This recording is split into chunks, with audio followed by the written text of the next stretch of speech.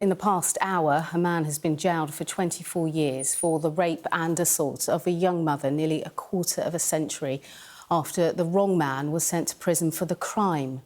Well, Paul Quinn, who's now 52, was found guilty in April of 2 counts of rape, 1 count of choking with intent and 1 count of grievous bodily harm after he attacked the woman in 2003 in Greater Manchester. Now, the original investigation led to the arrest and wrongful conviction of Andrew Malkinson, who served 17 years in prison before being cleared by the Court of Appeal in 2023. Now, the sentencing judge referred to how much Quinn did both to his victim and to Mr Malkinson.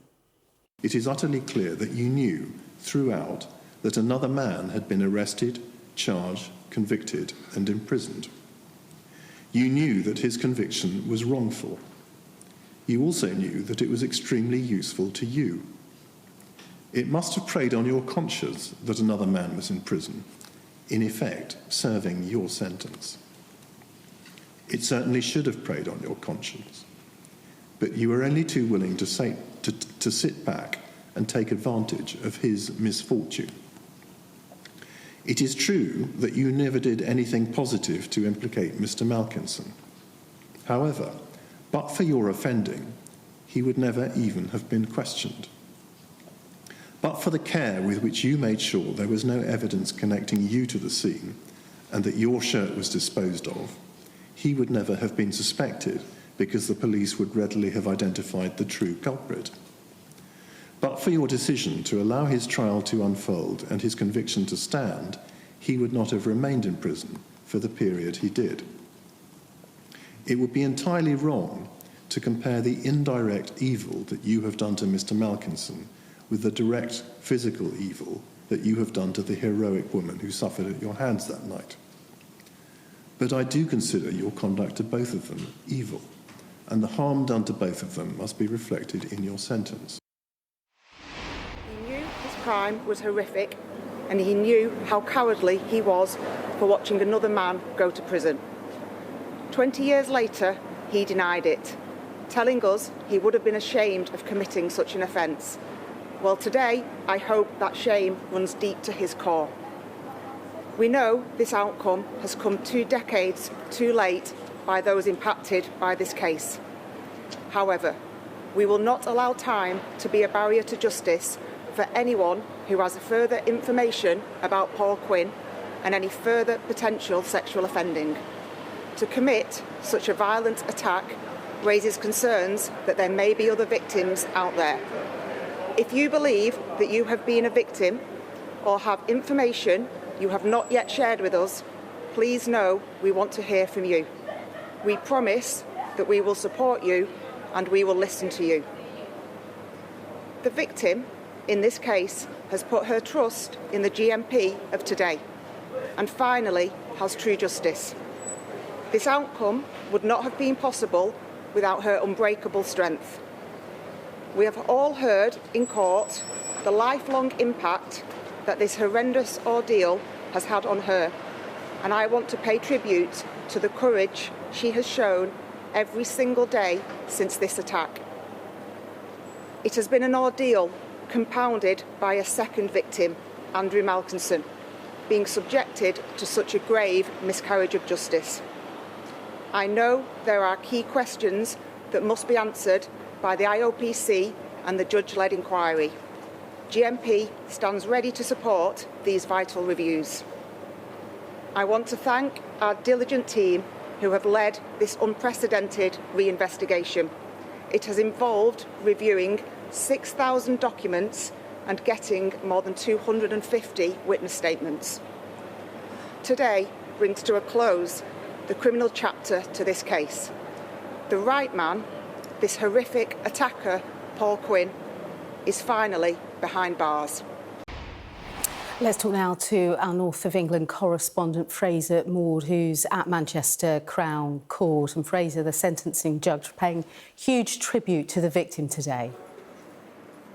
Very much so, yeah. The judge explaining how he's long been frustrated about the fact that many people in these cases are known as complainants or victims, saying that they are very much not that they do have agency, that they do bring something to court and that they show gumption by the truckload. He said that the victim in this case should definitely be referred to as a hero, and throughout his sentencing comments referred to her as our hero or the hero. He said that rape cases are a striking example of this. Retelling stories is uncomfortable and undeniably uncomfortable, and that the only word that fits is that of a hero. This is a victim, a woman who has been through the court proceedings twice. He said the judge accepted the fact that it's so very, very difficult for rape victims having to first relay their stories to the police, then to the CPS, then to relive it in court, and then in this case to relive it in court for a second time some 20 years later.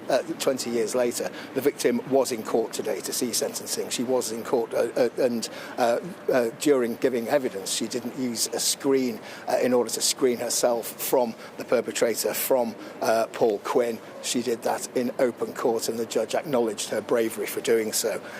This is an attack back in July 2003 in Salford.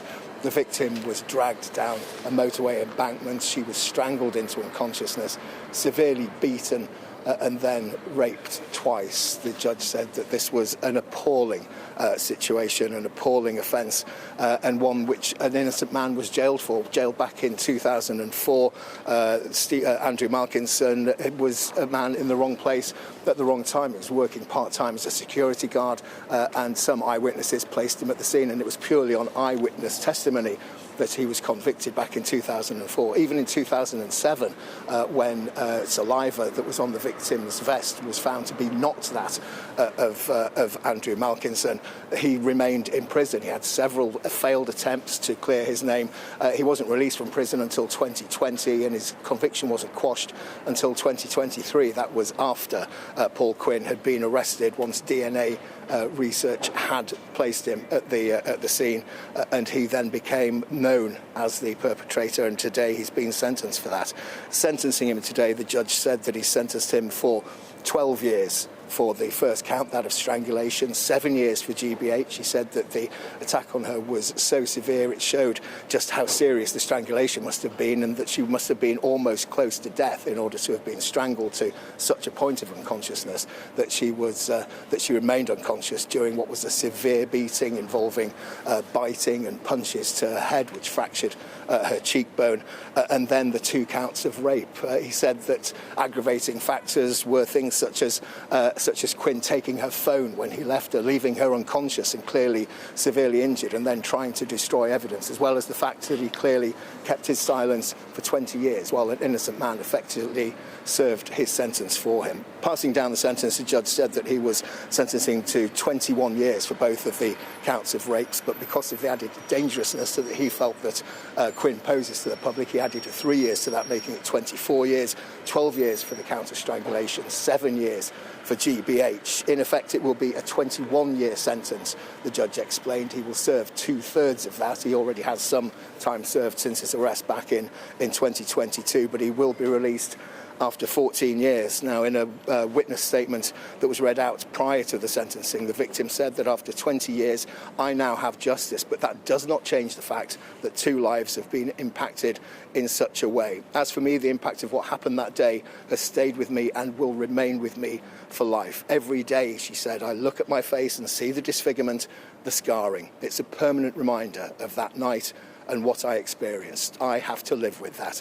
She summed up by saying for him, it was just one night in his life. For me, it was one night that changed my life. Today, Paul Quinn eventually has been sentenced for that rape back in 2003, and today he begins his 21-year sentence.